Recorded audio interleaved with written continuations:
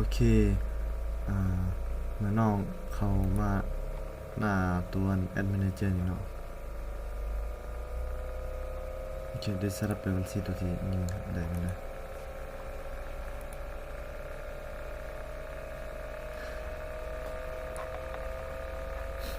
โอเคเดี๋ยวเขามาบัญชีตัวที่เขาต้องการยิงแล้วเนาะสมมุติตัวนี้ความหมายว่าเขามาหน้าที่ว่าเขาอยู่ Facebook เขามามันจะเข้ามาเป็นหน้าแบบนี้เนาะคนอื่นหมดให้เขามาพวกบัญชีกันหน่อยเลยเขามาพูดจะมาพูดอยู่นี่เดี๋ยวจะลองบัญชีตัวที่มันยังบ่ได้ผูกบัตรใส่เนาะตัวนี้เนาะมันจะบ่มีบัตรเหลือยังมีบัตรจ่ายเงินเพราะบ่เคยใช้จักเทื่อเนาะตัวนี้เนาะแล้วก็สำหรับวิธีการเฮ็ดบัญชีปตส.หั่นความหมายก็คือต้องเป็นบัญชีที่มันบังเป้าแบบนี้บ่เคย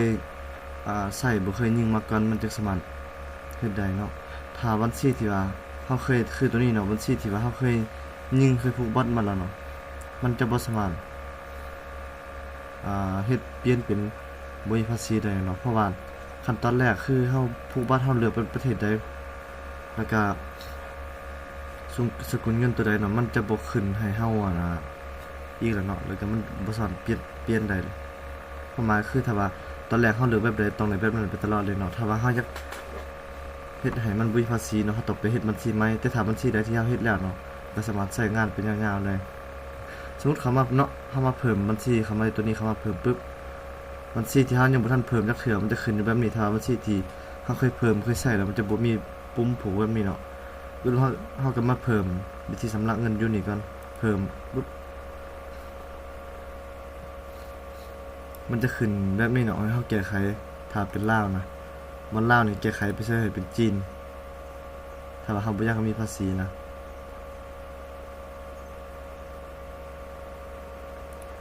หลังจากนั้นกดถัดไปบ่นี่บ่ต้องเปลี่ยนหยังเนาะกดถัดไป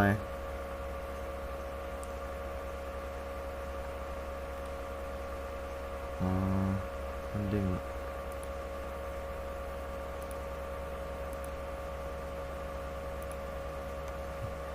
กดถัดไปเนาะอันนี้ถามมันขึ้นมาแบบนี้เนาะ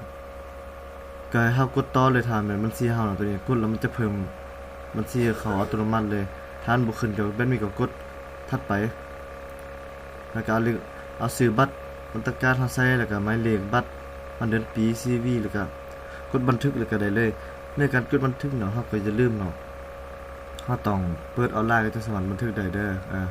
เปิดออนไลน์แล้วบันทึกมันก็ได้เลยมันหลังจากเข้าบันทึกตัวนี้แล้วเนาะโอเคเดี๋ยวออกตัวนี้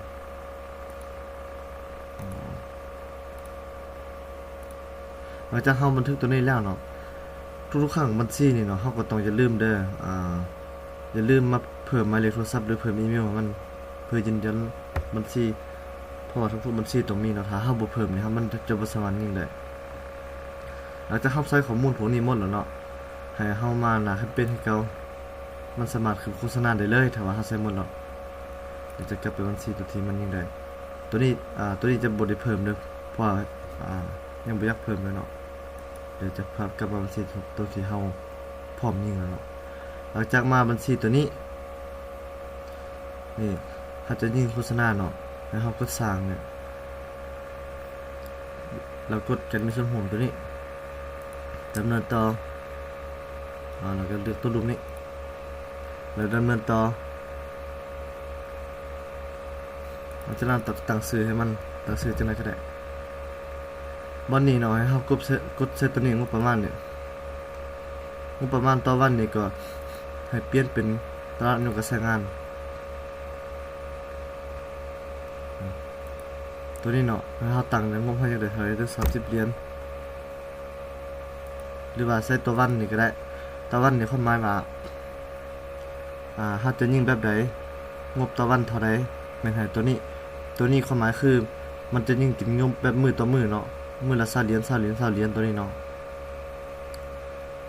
ถ้าว่าเฮาใช้ตัวนี้ความหมายว่าเฮายิงงบแบบมีอายุตลอดงบแบบมีกำหนดคือเฮาจะยิงแบบกำหนด5 มื้อบ่10 มื้อบ่เฮากำหนดเอาอยู่นี่เนาะภายใน5 มื้อ10 มื้อมันสิงบแต่ทำที่เฮาตั้งไว้นี่สมมุติว่าข้อยสิลองใช้ตัวนี้เนาะ50 เหรียญก็กดถัดไปบ่ต้องเฮ็ดหยังแล้วนี่ กดมาหน้านี้ปึ๊บหน้านี้คือเฮาจะเลือกว่าเฮาจะเอาเพจใดมายิงสุดข่อยบอกเพจนี้ข่อยต้องการเอาเพจนี้มายิงแล้วเฮาก็มาตั้งเวลามันเนาะว่าให้มันเริ่มมื้อใดมันหยุดมื้อใดซุมื้อนี้วันที่20เดือน1ข่อยจะให้มันหยุดวันที่30เดือน1แล้วก็หลังจากนั้นเฮามันเลือกประเทศถ้าเป็นจีนอยู่เนาะให้เฮาเปลี่ยนเป็นลาว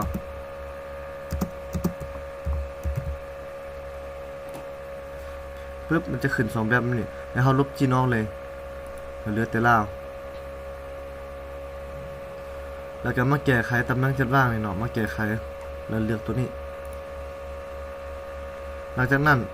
เฮาเลือกอุปกรณ์นี่นะให้เฮาลบทันเล็บเดสก์ท็อปออกตัวนี้ลบออกแล้วก็พวกนี้ลบออกหมดจงไปที่ Facebook โอเคหลังจากนั้นให้กดถัดไปเลยเมื่อหน้าสุดท้ายนี่เนาะให้เฮาเลื่อนลงมาหาคำว่ากับตั้งค่าโฆษณาตัวนี้อีกอันนึงถ้าเลื่อนลงมาเนาะเลื่อนลงมาหน่อยนึงตั้งค่าโฆษณานี่เนาะมันจะเป็นว่าสร้างโฆษณานี่ให้เฮาเปลี่ยนเป็นใส่โพสต์ที่มีอยู่แล้วเพราะว่าถ้าจะเอาโพสต์ที่เฮามีอยู่แล้วมันยิ่งเนาะหลังจากนั้นเฮาเลือกโพสต์จากเพจเฮาตัวที่เฮาเลือกเมื่อกี้เนาะว่าถ้าจะเอาเพจใดมันยิ่งโพสต์ใดมันยิ่งตัวนี้เนาะเฮาเบิ่งบ่ได้ว่ามันเป็นรูปภาพหรือวิดีโอเนาะมันจะเขียนอยู่นี่เนาะตัวใดเป็นวิดีโอมันจะเขียนว่าวิดีโอตัวใดเป็นรูปภาพมันจะเขียนว่าอัลบั้มแบบนี้เนาะถ้าว่าเฮาคลิกเอาตัวนี้มันจะเป็นวิดีโอตัวนี้นะเดี๋ยวเห็นบ่มันจะเป็นตัวอย่างข้างๆนี่มันเห็นว่าจะเป็นวิดีโอแล้วเฮาสอนเบิ่งได้เจ้าน่ะเก่งมากผู้ชนะควรจะเป็นเจ้าต่างหากเนี่ยมันจะเป็นวิดีโอภาพเป็นภาพมันจะเป็นแบบนี้มันจะเสนอตัวอย่างเป็นแบบนี้เนาะโอเคแต่ตัวนี้มันโพสต์นี่มันอาจจะมีปัญหาอะไรเดี๋ยวจะเปลี่ยนโพสต์จ้ะ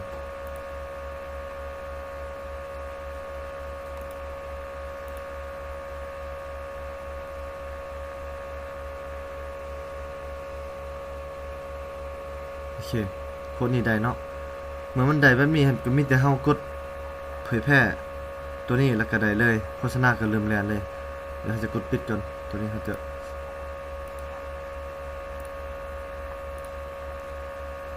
แล้ววันนี้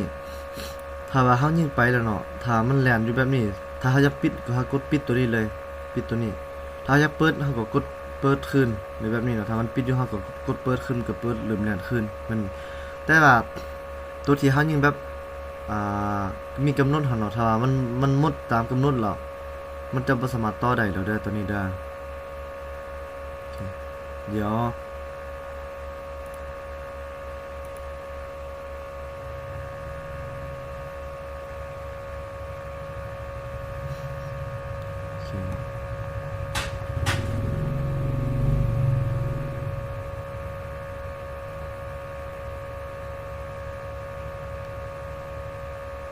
โอเคก็สิประมาณนี้เนาะสำหรับตัวนี้นะ